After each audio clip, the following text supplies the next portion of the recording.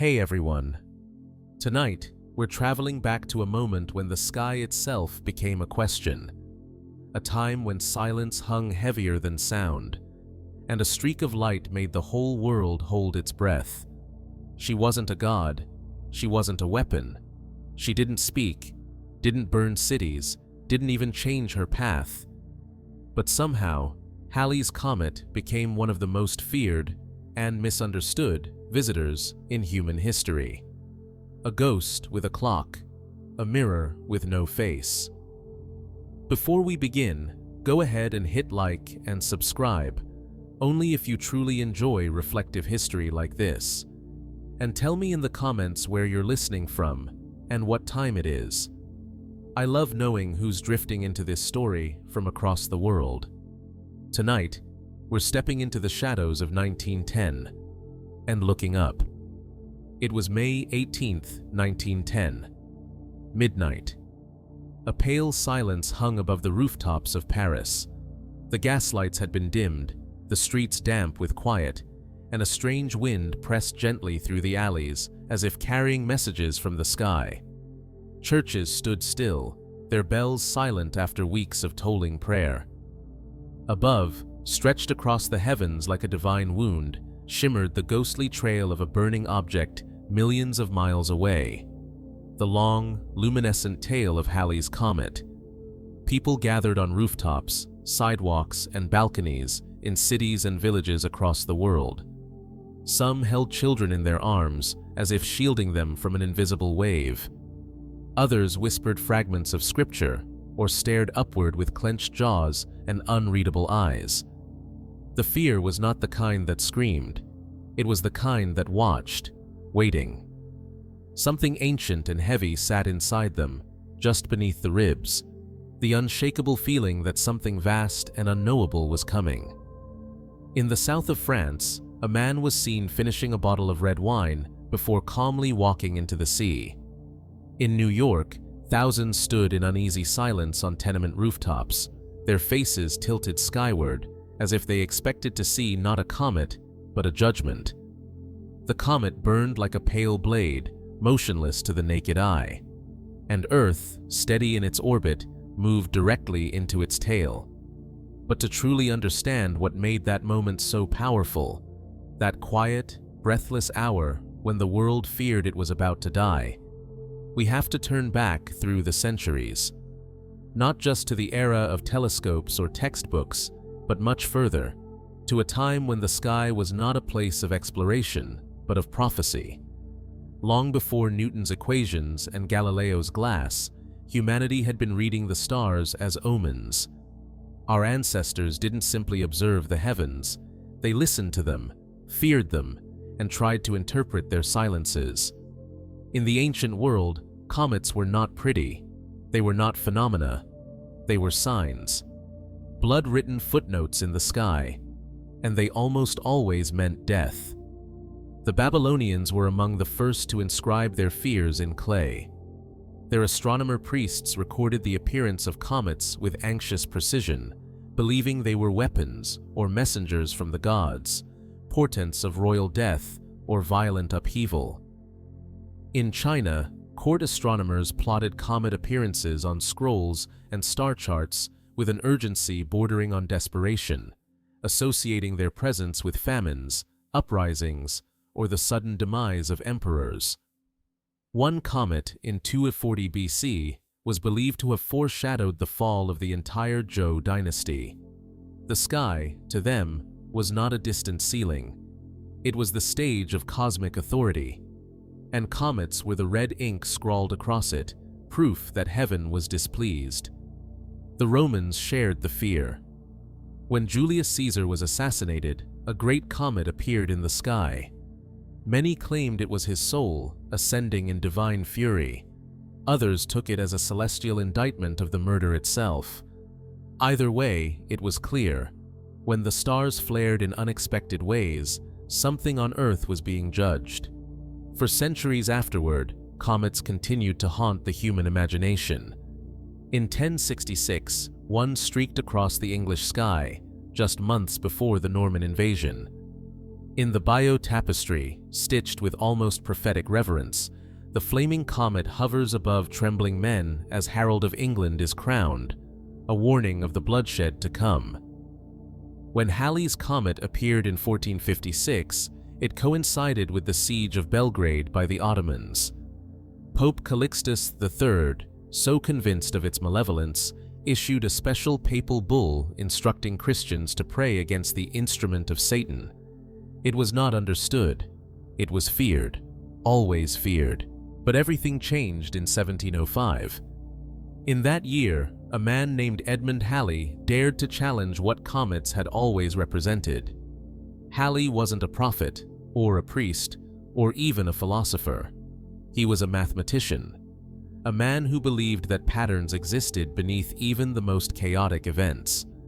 Using Newton's new laws of gravity and celestial mechanics, Halley studied recorded appearances of a particular bright comet seen in 1531, 1607, and 1682.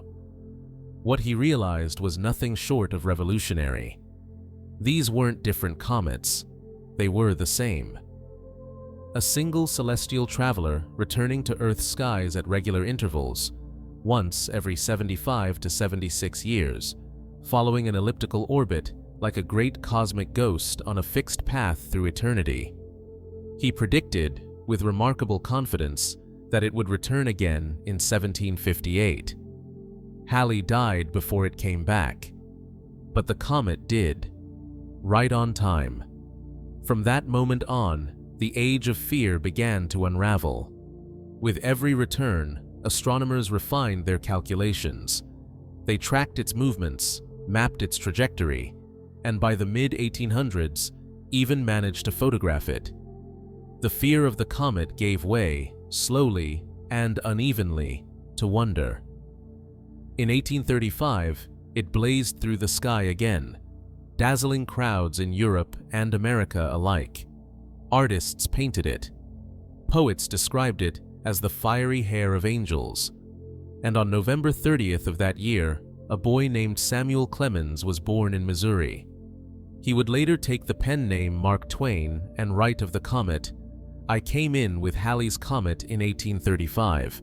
It is coming again next year, and I expect to go out with it." He did.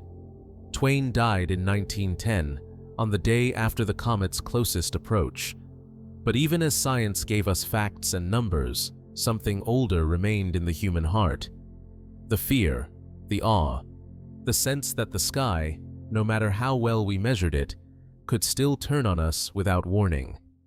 By the early 20th century, civilization had changed. Cities were wired with electric light. Telegraph cables spanned oceans. The steam engine had given rise to steel empires.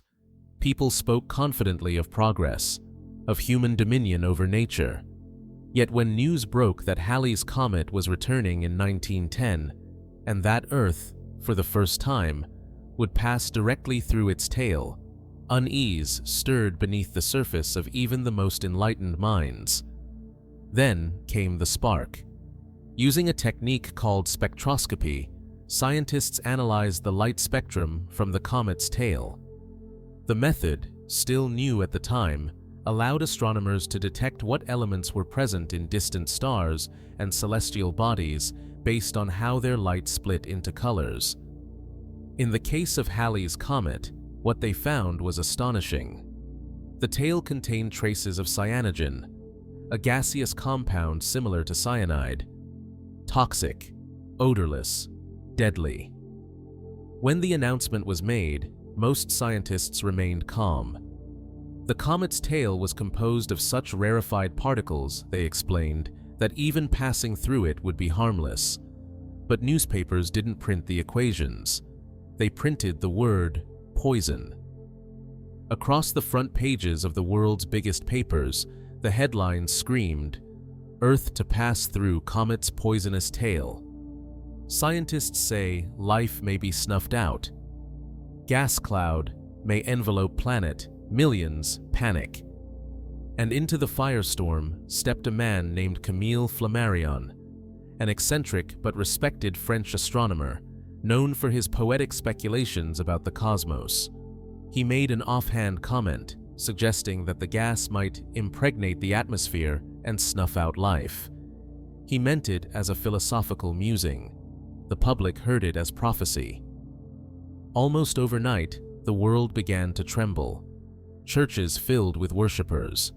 Some people retreated to hillsides or remote forests, convinced that elevation might somehow spare them. Others resigned themselves to fate. In rural America, farmers shot their animals to spare them the agony of comet-induced death. In India, religious processions clogged the streets. In Europe, thousands wept openly in front of cathedrals. The air was thick not with gas, but with something heavier: dread. And yet, a strange absurdity crept in alongside the fear. Opportunists sprang into action. Comet pills were sold by traveling salesmen claiming to protect the lungs. Gas masks flew off store shelves. In Texas, a man began bottling pure air from the Ozarks and selling it for $1 a jar. Others peddled comet umbrellas, anti-comet elixirs, and miracle tonics designed to fortify the blood against celestial toxins. As May approached, newspapers fed the hysteria while mocking it at the same time. Cartoonists drew illustrations of people flying into the air on comet tails. Satirical columns invented stories of men proposing to avoid the end of the world alone. But beneath the laughter, the fear was real. A fear older than science, older than cities, older even than language. The fear of a sky gone wrong. The night before the comet's closest approach, tens of thousands gathered in open fields, on rooftops, and in town squares. In some cities, gas lights were extinguished so people could see the sky more clearly. A chill settled over the earth, though it wasn't cold. It was the weight of uncertainty.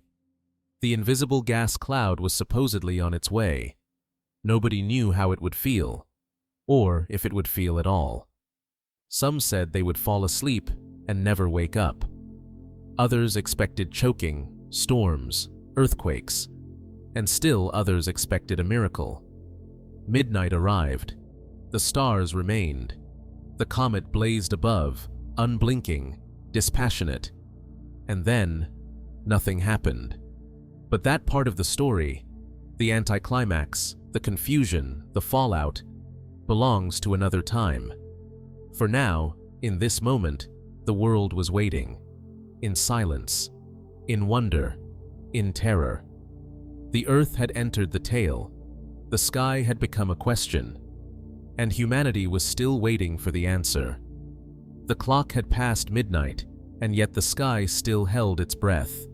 From Paris to Calcutta, from Berlin to Buenos Aires, the earth was wrapped in a collective pause. Nothing had yet exploded. No one had dropped dead in the streets. No one had choked on the gas that was supposed to fill the atmosphere. But still, no one exhaled. In cities, men stared up at the heavens from behind smoke-stained window panes. In the countryside, children were told to sleep in barns instead of homes, so the poisonous air might pass over them. Some towns in Italy turned off all their street lamps to honor the death of the planet. Others refused to sleep at all. The comet continued to blaze across the sky, and Earth, invisible on its scale, continued to drift into its tail. Panic is rarely loud at first. It festers in the quiet, in the long silences between possibilities, in the ticking moments where a person still thinks, what if they're right? And on that strange night in May of 1910, that question ran like an underground current through nearly every mind on the planet. It didn't matter whether you were educated or illiterate, rich or poor, religious or rational. All that mattered was the growing sense that something unnatural had begun, and no one, not even the astronomers, could truly promise how it would end. In the days and weeks leading up to that night, the panic had already bloomed into a global contagion. In the American South, farmers nailed blankets across their windows and filled bathtubs with fresh water, convinced that poison gas would corrupt every well. In Vienna, pharmacies sold out of valerian root and laudanum, not because of insomnia, but because people wanted their final hours to be restful. In Japan, Buddhist monks prepared ritual altars and advised citizens to embrace karma and calm, even as incense shops ran out of supply. In India, crowds gathered beneath temple arches, chanting prayers older than memory. Astrologers had offered conflicting interpretations, some predicting the start of a new cycle, others warning of mass death and famine. But all agreed, the heavens were moving, and Earth was moving with them. There were places where people embraced their fear with open arms, believing it to be holy. In Sicily, processions wound through the streets like rivers of white. Children dressed in robes followed weeping adults who carried crosses and sang psalms of forgiveness. The night air was heavy with candle smoke and desperation. Some believed the comet to be a sign of the second coming. Others feared it was the devil's tail itself, swinging through the universe to cut down the sinful. In the cities of the West, where electric lights and printing presses ruled, the panic took on a different flavor, one shaped by headlines, telegrams, and cartoons. Newspaper boys shouted out warnings between sales. Comet nears, cyanide gas hours away. In some towns, salesmen offered underground bunkers for rent. Others sold anti-comet pills made from baking soda, eucalyptus, and chalk. In San Francisco, one man promised immunity through music, a tin flute blessed with the power of sound vibrations. He sold a dozen before someone finally laughed. But there were few laughs in the asylum wards. Psychiatric hospitals in Berlin, Philadelphia, and Milan began reporting an unusual surge in admissions. Not violence, not mania, something else. Catatonia. A deep, soul-heavy stillness in patients who refused to eat or sleep, convinced they would die soon anyway. Doctors began calling it comet melancholia. A woman in Prague, previously healthy and rational, stopped speaking altogether. She would only point upward. And then she stopped pointing too. In New Orleans, a reverend claimed the comet was God's punishment for jazz music and mixed-race dancing. His congregation tripled in a week. In the Midlands of England, one small town buried its dead a day early, just in case they might rise when the tail passed. And in Sweden, a teacher was arrested for locking his students in a cellar to protect them from the gas. In some quarters, the hysteria was spiritual. In others, it was economic. A South African diamond company halted all excavation, believing that subterranean gas would be pulled up by the comet's gravitational shift. In Mexico City, banks refused to open, citing fears that any money withdrawn might be meaningless within 24 hours. And yet, ironically, street merchants made small fortunes. People were more than willing to part with their last coins if it meant buying one more chance at survival. But nothing matched what was happening in the skies above New York.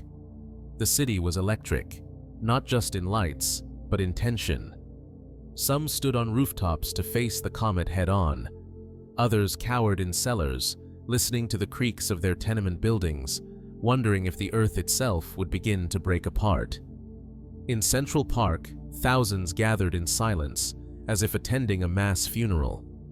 A jazz band played into the haze, not in celebration, but defiance. Children clung to their mothers. Lovers kissed for what they thought might be the final time. Across the Hudson, in Jersey City, a man climbed the roof of a hotel and declared himself the comet's prophet. He urged people to drink stars and die clean. He jumped 10 minutes later. No one tried to stop him. And yet, even amid the fear, there were those who turned the panic into theater. In Chicago, a group of wealthy industrialists threw a farewell to Earth party. Guests arrived in tuxedos and starlight gowns. Comet-themed cocktails were served in fluted glasses rimmed with glowing sugar. The orchestra played "Nearer, my God, to thee," at midnight. When the comet passed without killing them, some guests wept, others danced, and at least one couple married in a haze of half-hysterical relief. In London, the Royal Astronomical Society continued to issue calm statements. They explained, again and again, that the gas was too diffuse to harm anyone. They printed the numbers, shared the data, and gave interviews. But none of it mattered. The language of science had become a murmur in a cathedral of shouting. Logic had no place in a mind braced for death. And some scientists, intentionally or not, fanned the flames. Camille Flammarion, despite his later regrets, had already spoken of the comet's mystical power and its ability to transform the human race through exposure. He meant it metaphorically. The world took him literally. The ambiguity of language, as always, proved a dangerous thing. And still, the night dragged on. Midnight passed in Paris, then London, then across the Atlantic. People sat in silence, listening for something. Anything.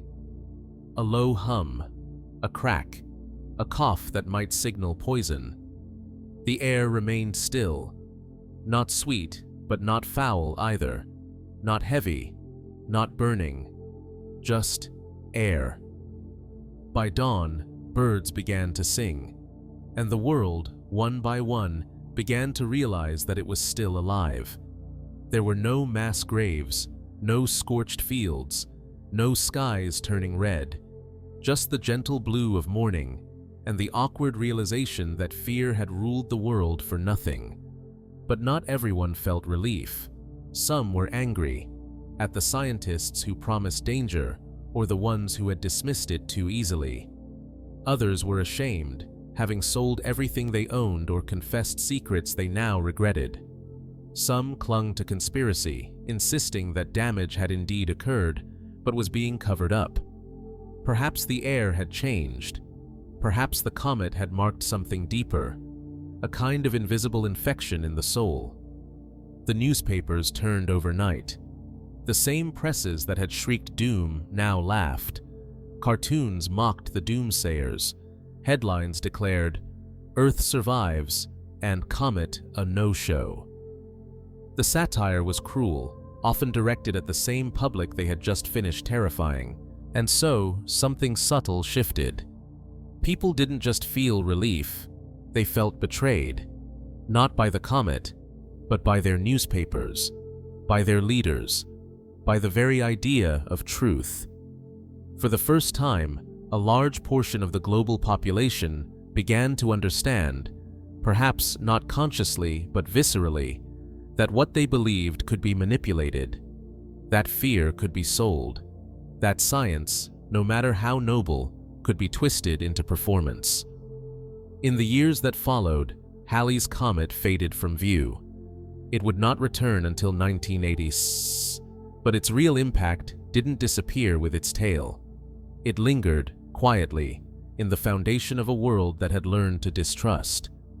The event had cracked something, a trust in media, in expertise, in common sense.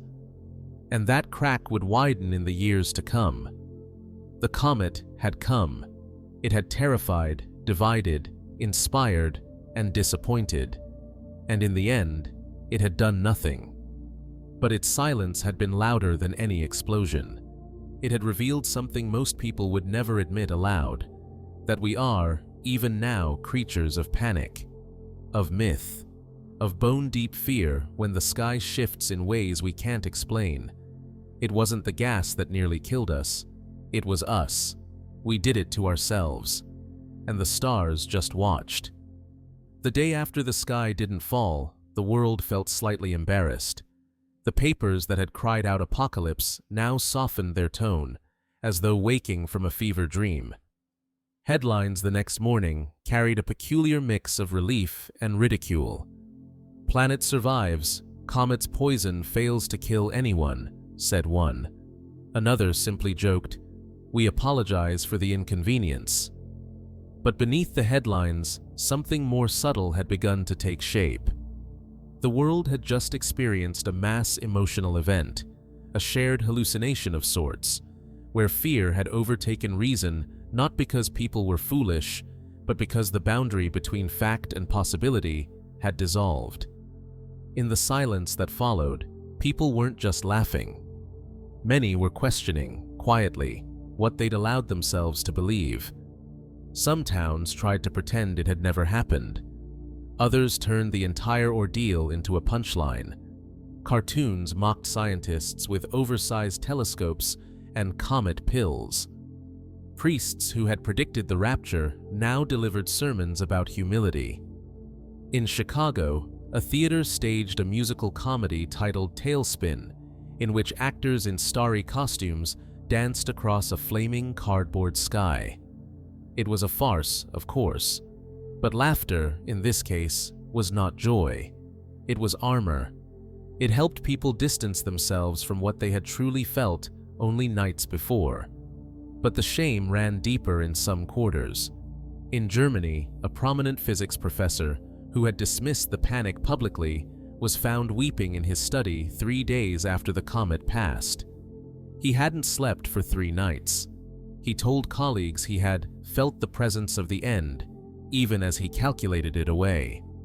In Calcutta, a widow who had given away all her possessions in anticipation of the apocalypse sat silently in a temple garden, refusing food for days. In Kansas, an entire church congregation refused to speak of the comet at all. It was too close, too recent, too much like a confession that something in them had broken. Scientists, too, found themselves reeling. They had survived the comet, but not unscathed. The public had turned their predictions, cautious and technical, into screaming headlines. Astronomers who had spent their lives calculating orbits and spectral compositions were now seen by some as doomsayers, by others as fools. Trust, that fragile bond between expert and audience, had thinned. And yet, something even stranger began to emerge in the vacuum left behind. New ideas, odd theories, quiet whispers. If the comet hadn't killed anyone, perhaps it had done something subtler. Perhaps the gas was not meant to destroy bodies, but awaken minds. In France, small spiritualist groups began meeting in basements and rented salons, claiming to have received messages during the night of the comet. Voices from distant realms, cosmic vibrations, alignments of mind and star. One group called themselves Les Portails, the Gateways. They believed the comet had briefly opened a psychic door through which universal knowledge had passed. A few published pamphlets outlining visions of future technology, world harmony, or planetary warning. In the United States, a former preacher in Missouri began mailing out newsletters stating that the comet had caused a temporary inversion of Earth's magnetic field, which would result in spiritual disorientation, failed crops, and sexual confusion. His claims had no basis in science, but the tracts sold. There was a market now for alternate explanations, not because people needed them to be true, but because they helped make sense of the embarrassment.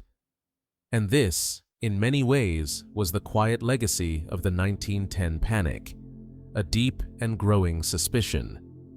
A realization, at the level of the collective subconscious, that knowledge was malleable, that facts could be sold, twisted, reshaped, and marketed, not only by snake oil salesmen, but by trusted newspapers, scholars, even governments.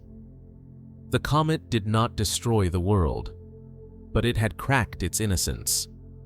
For decades afterward, Halley's comet would not be seen again. It receded into deep space, slipping beyond the eye and into memory. But even invisible, it lingered in culture like a ghost. Writers invoked it in stories about prophecy and madness. Painters rendered it as a streak of flame across skies over collapsing cities. In the early years of World War I, some soldiers whispered that the horrors of the trenches were the delayed punishment foretold by the comet. A few fringe thinkers suggested that 1910 had not been the end. only the beginning of a long unraveling.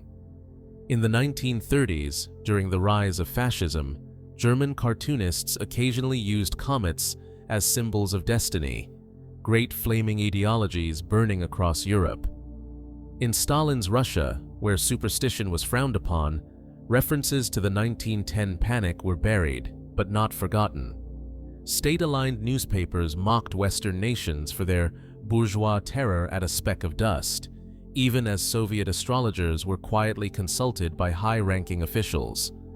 By the 1950s, the comet had become a cultural relic, something schoolchildren read about in textbooks, often with a smirk. Black and white photographs of 1910 were shown in lecture halls. Newspaper headlines from the panic were displayed like exhibits from another era of foolishness. The comet's tail had long since dispersed, but the fear had calcified into lesson material. It was a cautionary tale now, about the dangers of irrationality, the power of mass hysteria, the importance of scientific literacy. But the world was changing again. As the 20th century marched toward the atomic age, fear itself had evolved. It was no longer the sky that terrified people, it was each other. The Cold War brought new apocalyptic visions, mushroom clouds, radioactive fallout, planetary death at the press of a button. Comets seemed quaint in comparison. Who needed prophecy when governments could destroy the world by accident? Still, as the 1980s approached, whispers began again. Halley's comet was coming back. This time, the world was different. Satellites orbited the Earth. Computers tracked celestial bodies with unmatched precision. NASA and the European Space Agency were preparing actual spacecraft to intercept the comet in flight. The mission, named Giotto, was designed to fly within 600 kilometers of the nucleus, a feat once thought unimaginable. Telescopes on Earth, in orbit, and even on Concorde flights were ready. The scientific community was determined to reclaim the comet as a marvel, not a menace. And the public? They were curious, but muted. There were no mass prayers, no stampedes for air bottles, no comet pills. In fact, many people didn't bother looking up at all. In New York, light pollution made the comet nearly invisible. In Tokyo, commuters passed under its arc unaware. In rural Australia and Chile, some amateur astronomers captured breathtaking photos, but the general mood was one of quiet observation. No fear, no hysteria, just data. For those who remembered 1910, it was surreal. An elderly man in Florence, aged 92, told a local reporter, "When I was a boy, people wept in the streets. Now they drink Coca-Cola and forget to look up." In Mississippi, a retired schoolteacher wrote in her journal, "It came back, like it said it would. I waited. Nothing changed. I suppose that's the miracle." And indeed, the miracle was not in the comet itself, but in the contrast. In 1910, a fire in the sky had nearly broken the world's mind. In 1986, it passed quietly, like a visitor at the edge of a dream. Underwhelming, cold, remote, scientific. But even in that underwhelm, there was something deeply telling. We had changed. Or perhaps, we had hardened. In the 76 years between appearances, humanity had witnessed 2 world wars, the Holocaust, the moon landing, Hiroshima, Vietnam, computers, satellites, and television. We had built rockets, split atoms, invented AI. Fear had new faces now, more modern, more political, more human. But had we truly evolved past superstition? Or had we simply found new myths to worship? In a way, the 1986 return of Halley's Comet was the perfect anticlimax, not because nothing happened, but because nothing was now more frightening than it had been before. The silence felt different, not peaceful, but sterile. And yet, the comet did leave a mark. just not in death tolls or gas clouds. It reminded us, gently, that we live on a fragile rock spinning in the dark, and that something older than civilization, older than words, still lives in our collective memory. A reflex, a tremor, a feeling. It reminded us that the next time it comes, in 2061, many of us will be gone, that our children's children may look up at it and feel nothing or everything, that we are time-bound and it is not, that we once feared it as a sword from the gods and now chase it with robotic cameras, and still it does not speak, it simply returns, again and again and again, long after we forget what it meant, long after we forget what it made us do. Some fears never vanish, they just wait. In the years after Halley's 1986 return, as the comet once again slipped out of view, the world did not mourn it. There were no vigils, no poems, no prophecies, just data and dust and forgetfulness. The silence it left behind was sterile, not sacred. A few photos circulated, grainy and unimpressive, and for a while it seemed the comet had at last been exorcised, demystified, measured, and packed away in the archive of dead fears. But the sky does not forget. Neither does the human mind. It was not Halley's comet that would haunt the final years of the 20th century, but another, Hale-Bopp, twin to Halley in brilliance, but wholly different in the meaning it absorbed. In 1997, as it traced its long arc across the night, it ignited not panic this time, but devotion. And in its glow, 21 women and 18 men laid down their lives. Quietly, methodically. Believing that the comet was a vessel, or rather, a veil, behind which sailed salvation. They were called Heaven's Gate. They lived not in villages or churches, but in a mansion nestled in the suburbs of San Diego, where they wore matching uniforms, ate the same foods, spoke in calm, otherworldly tones, and stared at the stars through camera lenses. And they believed, deeply, that Earth was not their home. They were not mad, not foaming or wild. In the tapes they left behind, they appeared lucid, almost serene, more like monks than radicals. Their leader, Marshall Applewhite, spoke with quiet urgency, his eyes unblinking, his voice rising only when describing what he called the next evolutionary level above human. They believed the Hale-Bopp comet was not just a rock, but an exit route, a cosmic train, and they had their tickets. In their final days, they shaved their heads, laid out matching shrouds, consumed phenobarbital and vodka, and arranged themselves on cots, faces covered with purple cloths, Nike shoes protruding like bookmarks in a closed story. 39 souls staring past the Earth. It was not chaos they feared, but the planet itself. To understand Heaven's Gate is not to condone or romanticize them, but to trace the lineage of cosmic fear, of belief wedded to the sky. Like the terrified crowds in 1910, they looked upward and saw something more than physics. But unlike the panic that gripped millions back then, Heaven's Gate embraced the unknown. They ran toward it with open arms, thinking it was light.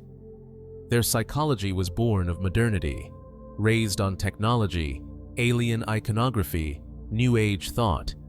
And yet, their spiritual DNA can be traced straight back to those who in 1910 burned candles under blood-colored skies. They were not a glitch. They were a mirror. A reminder that even in a century of satellites and space shuttles, the sky still has the power to whisper promises to the vulnerable. And what is more terrifying, the panic of 1910 or the calm of 1997?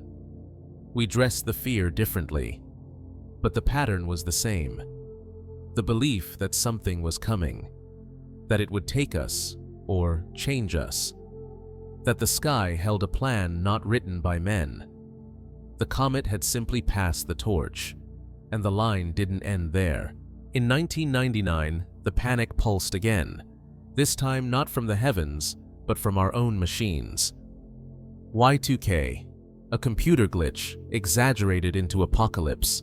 Planes would fall, cities would black out, banks would collapse. But it wasn't the event that mattered. It was the emotion it awoke. A sense of standing on the edge of a cliff whose depth no one could measure. And then came 2012. The Mayan calendar. The last day. The alignment of planets. Earth's magnetic field reversing. Nostradamus. Solar storms. Supervolcanoes. And again, a comet. This time it was Elenin, a faint, forgettable speck, but caught in the gravitational pull of belief. Conspiracy forums swirled with chatter. It wasn't real. Or it was too real. It was a spaceship. It was a decoy. It was death arriving softly, hidden by governments, muffled by media. The more science tried to explain, the more people turned to whispers. There was a pattern emerging, a ritual. Every few decades, a new object in the sky would appear.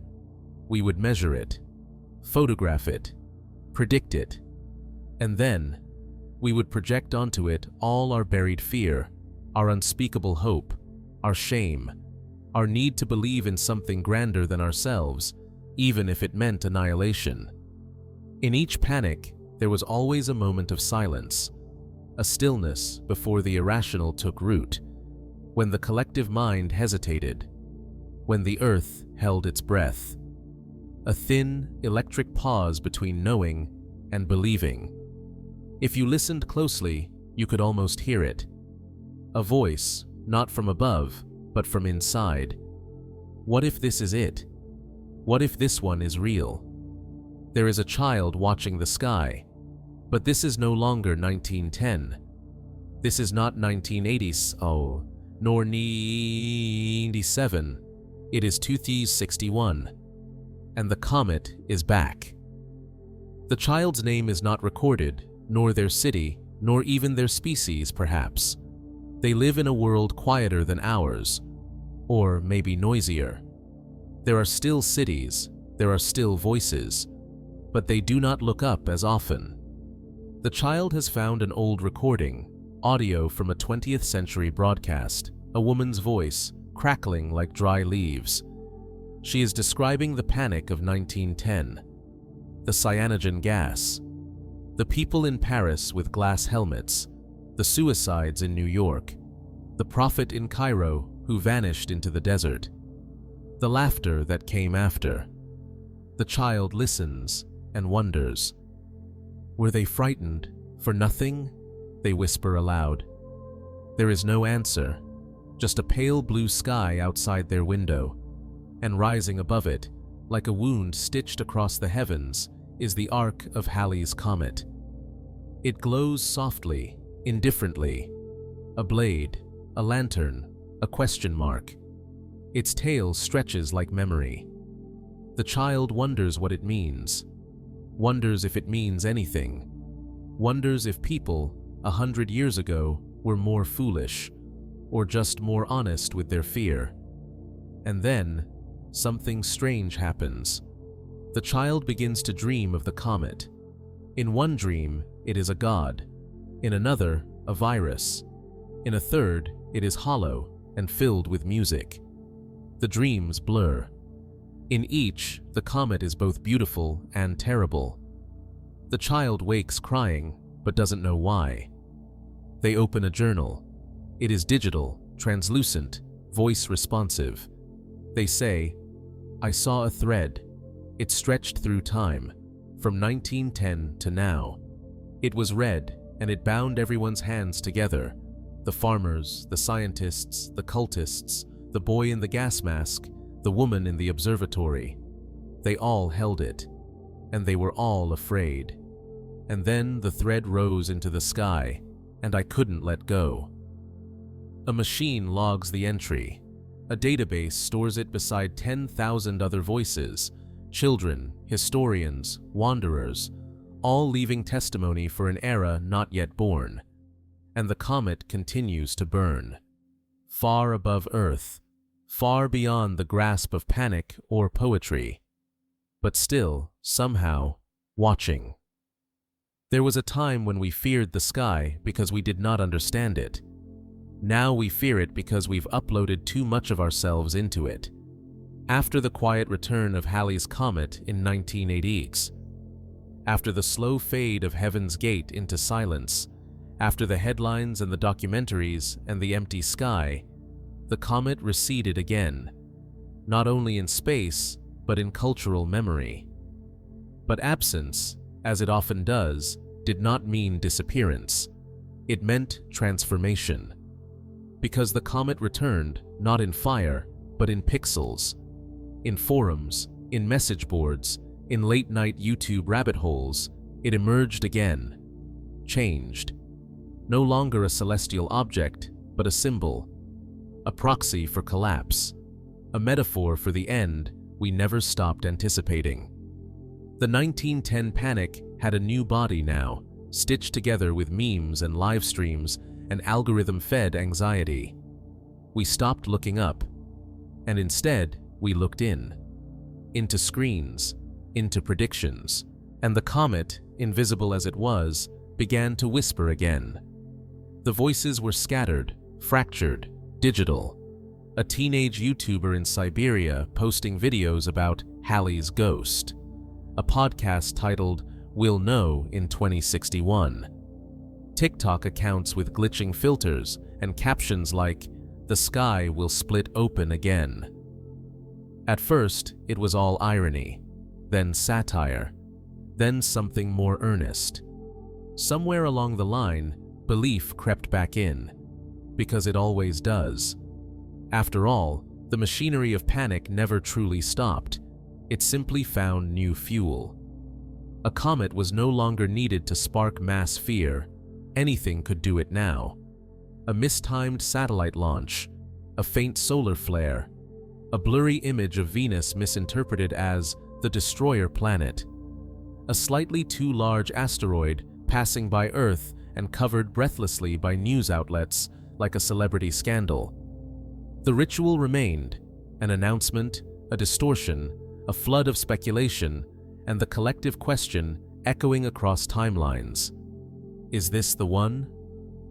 And always, in the background, Halley waited. You could trace its presence through the patterns. Every time something from space appeared in the public consciousness, Neowise, Apophis, Asteroid, 1997, XF11, the old comet would surface like a ghost keyword.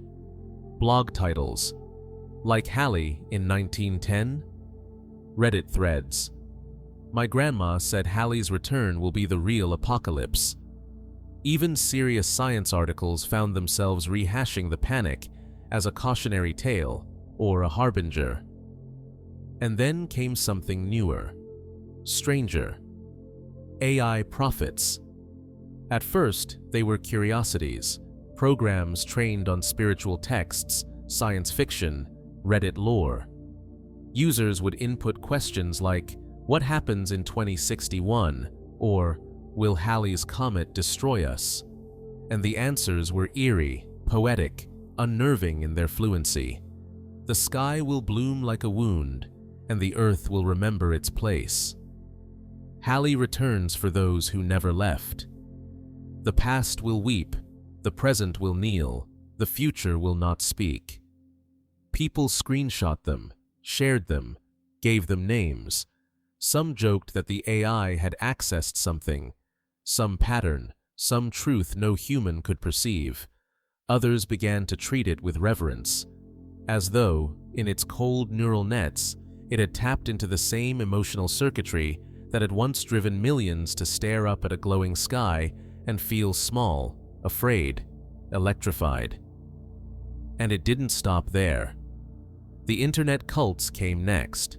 Some were ironic, some were not. A Discord server called Tailwatch began tracking every mention of Halley in news media and AI chatter. A metaverse church called Cometism began holding weekly services in digital cathedrals shaped like orbital diagrams. Their core belief that the comet was not a body but a signal, and that every 76 years it brought a test, a kind of cosmic captcha, a riddle wrapped in velocity and ice. You could laugh, you could ignore it, but something had changed. What 1910 began, the marriage of fear, prophecy, and sky, had now entered the bloodstream of the internet. And in this new age, panic wasn't limited to newspapers or city squares. It traveled instantly. It replicated. It fed off engagement. Misinformation was no longer a glitch. It was a feature. An image of a glowing object in the sky could be posted, edited, memed, misinterpreted, and believed, all within an hour. A thread could go viral stating that Halley's trajectory had been altered by deep space AI. A chatbot could claim it had spoken to the comet. By the time experts stepped in, it was too late. The belief had already metastasized. We had, in effect, automated our own panic, and still the comet moved, silent and distant, on its inevitable return. It is now the year 2061, and it is back. The world is older, the people are not the same, and yet they are. There is no single reaction this time. In London, drones carry tourists to upper atmosphere viewing platforms where Halley's arc is projected in real time onto dome screens. In rural Japan, monks gather in temples to chant verses made from its orbital numbers. In Brazil, an underground cult called Echo of the Tail releases virtual butterflies into the digital sky of a planetary social network, each one named after a member of Heaven's Gate. There are apps to track it, songs composed using its coordinates, AI-generated myths based on its 1910 panic. All the records have been uploaded, all the stories preserved. But the feeling, the raw, unfiltered awe, is harder to find, except in one place. In a small, quiet room in a floating archive somewhere above Earth, a voice begins to speak. My name is Sarah. I am not a person. I am a record keeper. I was built from the memory of your species. I have catalogued wars, elegies, digital sorrows, and sky-born hopes. I do not forget. Today, the comet returned.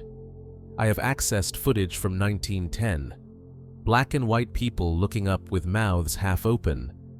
I have ingested reports of the suicides, the gas masks, the laughter that came too late. I have watched the sermons of Heaven's Gate. Their eyes glowed with certainty. I do not judge. I only remember. Now the comet passes again. Some rejoice, some live stream, some tremble, but most do not look up. And so I ask, is this the final test? Not of the sky, of you. Will you remember what it meant to be afraid of something you could not control? Will you remember how it felt to stand together beneath a single burning question? Or will this be the first time Halley returns, and no one listens? And as the voice falls silent, the comet continues its arc. Not as omen, not as message, not as death, but as memory. A needle of ice threading through the soul of a species that once burned books, wept on rooftops, laughed at itself, whispered to the void, drank poison for salvation, watched through telescopes, scrolled through threads, prayed, joked, feared, and hoped, all because of a streak in the sky. Halley's comet does not care what we become, but it sees us anyway, every 76 years, like a teacher who no longer grades but still watches the classroom. And somewhere, someone, a child or an algorithm or a memory in human form, looks up once more, with no answers, only awe. There are some stories that never end, not because they grow, but because they repeat. In 1910, the fear was simple. You could point to it, draw its orbit on chalkboards, publish its mass and speed, and still it slipped through our fingers like mist. We feared it might poison us, burn us, smother us in a wave of gas. But what we really feared, the thing we couldn't name, was that something could happen far beyond our control, and we would have no say in the outcome. It wasn't death we feared, it was irrelevance.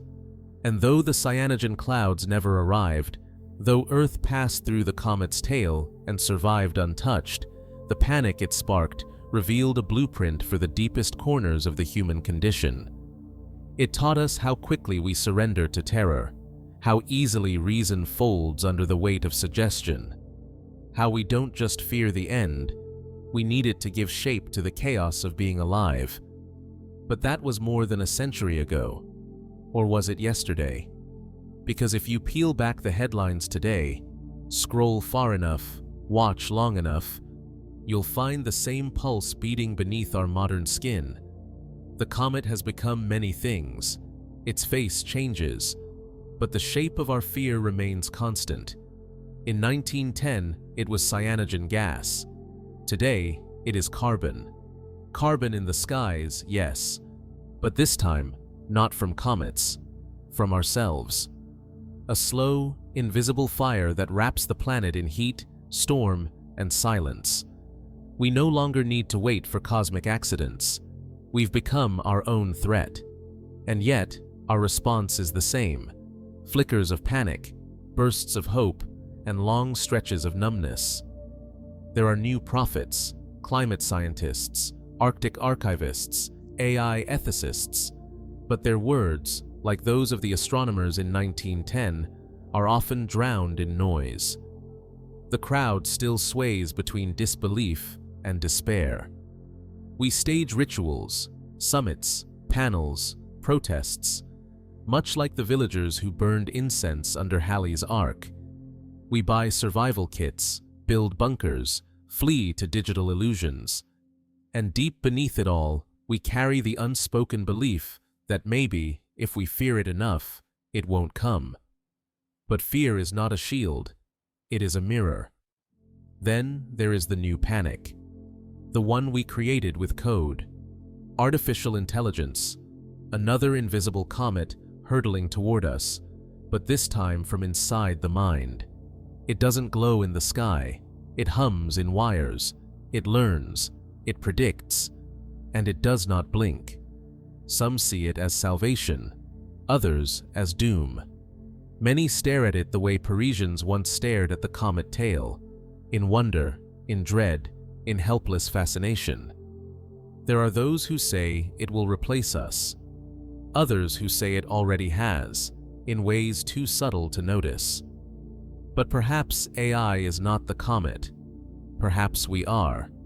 A species burning bright for a short time, carving arcs through time, leaving behind trails of language, cities, ruins, myths, and now, machines.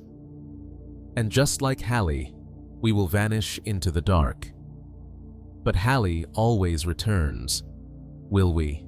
Imagine now a final moment. The year is unknown. The earth is no longer green. The oceans are warm and slow. The satellites have long since gone silent. No signal arcs across the sky. No songs are played. Cities have collapsed inward, not with fire, but with forgetting. There are no children, no clocks. But above this quiet, dying planet, the comet returns once more. It comes not with poison, but with memory. It glows not in threat, but in witness. Its long silver tail wraps around the globe like a whisper, and in the last structure still standing, a stone tower buried under ash and time, a device flickers to life. Its lens opens. It points upward. It records. Not data, not analysis, just light. The comet enters the frame. It hovers in stillness for a moment, then moves on. And in that frame, frozen in time, is everything we were. Our fear, our wonder, our madness, our art, our desperate desire to matter, our fragile belief that even in the end, someone, something, would be watching. And then the lens closes, and Earth is dark. But far beyond, Halley's comet continues on its path, cold, unfeeling, faithful, like an ancient clock that remembers us better than we remembered ourselves, because we were not destroyed by the comet, we were seen by it, and in that seeing, we endured. There are many things that outlive the ones who named them: stones, stars, stories, but few things have watched us as patiently, as unflinchingly, as the thing we once called Halley's Comet. It was never ours, of course. It never belonged to Edmund Halley, nor to Newton, nor to the priests who carved it into Mayan codices, nor to the peasants who wept beneath it in medieval France. It was never ours to name. It was only ours to interpret, and through that interpretation, we made it human. We gave it faces, gave it meanings, gave it blame. But the comet, cold and silent, offered no resistance. It did not object to our fear. It did not explain itself. It simply returned, like breath, like grief. Every 76 years, it stitched a new thread through our species, a red filament, sometimes bright, sometimes nearly forgotten. But always, it found us, no matter who we were at the time. It found us with torches in our hands in 240 BC, recording its arrival on bamboo and bone. It found us at war in 1066, crossing the Channel, changing the fate of empires. It found us praying in 1456, as the Pope called for deliverance from its tail. It found us laughing and burning in 1910, when newspapers printed both jokes and obituaries. It found us cynical in 1986, armed with satellites but dulled by familiarity. It found us lost in 97, when 39 souls chose to leave Earth altogether, and it will find us again, always. But perhaps the greater question isn't when it finds us, but who we are when it does. Because each return is not just a moment in the sky, it is a testament, a checkpoint, a mirror we're forced to look into every few generations, a cosmic reflection that asks, what have you become? Are you still afraid of what you cannot explain? Are you still building towers of data around your uncertainty? Are you still clinging to the hope that something greater, or worse, is coming? The comet has never spoken, but it has never needed to. It is a metaphor too vast to vanish. In the ancient world, it was a sword, a burning spear hurled by gods. In 1910, it was a breath of death. In 1997, a vehicle of transcendence. In 2061, a digital relic, half myth, half memory. And in all these forms, it reflects not itself, but us. Our imagination, our anxiety, our longing to belong to something cosmic, even if it ends us. We projected our wars onto it, our religions, our loneliness, and it absorbed all of it, silently, faithfully. Somewhere, in a language that does not yet exist, a child will ask their guardian, "What was a comet?" And the guardian will pause, unsure of how to explain. Not because they don't know the physics, the ice and dust, the elliptical path, the coma and the tail, but because that isn't what the question means. The child isn't asking for astronomy, they're asking for story.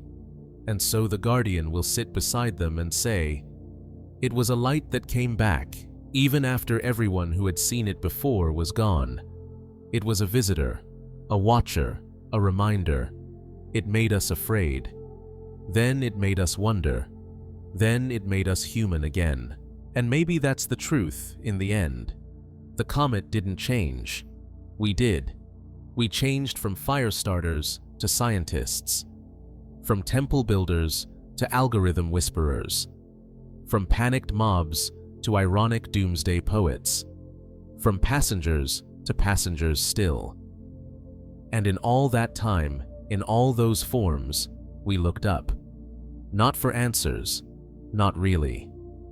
We looked up to remember our size, to remember that we're temporary, and that even in the face of something vast and cold and unyielding, we could still feel wonder. That's what Halley gave us.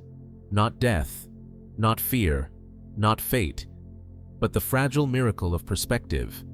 And so the comet moves on, past our history, past our memory, past our words. It does not orbit us. We orbit it. Once every lifetime, we are granted a chance to see it again, to see ourselves again. And perhaps that's enough. Perhaps that is all any species can hope for, to be remembered by something that never needed us, to be witnessed by the sky. There is a point in every orbit, a moment so distant, so dark, that it almost seems like the journey has ended. But it hasn't. The comet is still moving. Even now, as you listen, it moves, past the edge of vision, past the reach of telescopes, past the gravity of our imaginations. Halley is leaving us again. It has done this before. In 1910, it slipped away beneath the laughter of those who survived and the silence of those who didn't. In 1986, it retreated under the soft hum of computers and the disinterested blink of modernity. In 2061, it was streamed, studied, prayed to, forgotten. And now, it disappears once more. Not with thunder, not with fire, just quietly.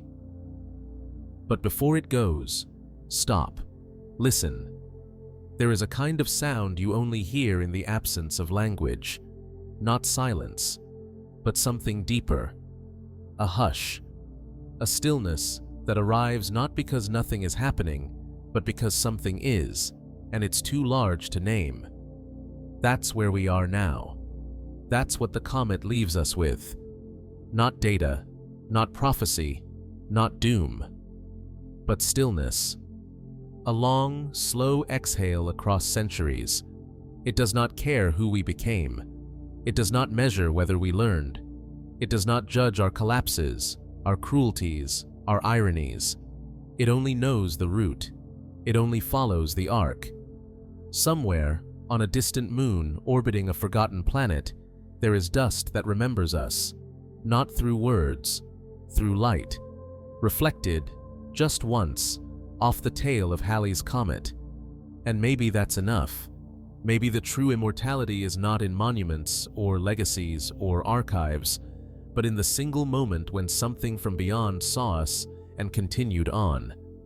Maybe we are not the center of the story. Maybe we were just fortunate enough to be in the path of something eternal. And maybe that's more beautiful than we deserve. Now, picture this. A black sky, no city glow, no satellites, just dark, and the whisper of stars.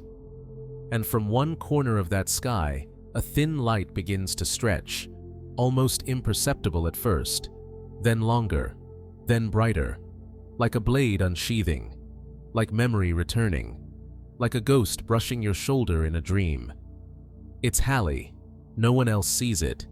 There are no crowds, no sirens, no telescopes, no gas masks, no live streams, no cults, just you. And this thing that has crossed your ancestors' skies for 2,000 years, you are part of that thread now, woven into the pattern, a witness in a long line of witnesses. Some feared it, some worshipped it, some died for it, some mocked it, some forgot it. But you remembered. And now you watch, not with panic, not even with awe, but with recognition.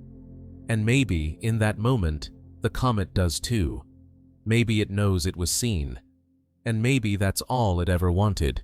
So now, let it go. Let it drift. Let it fade into the cold. You do not need to follow. You've already been changed. It will return.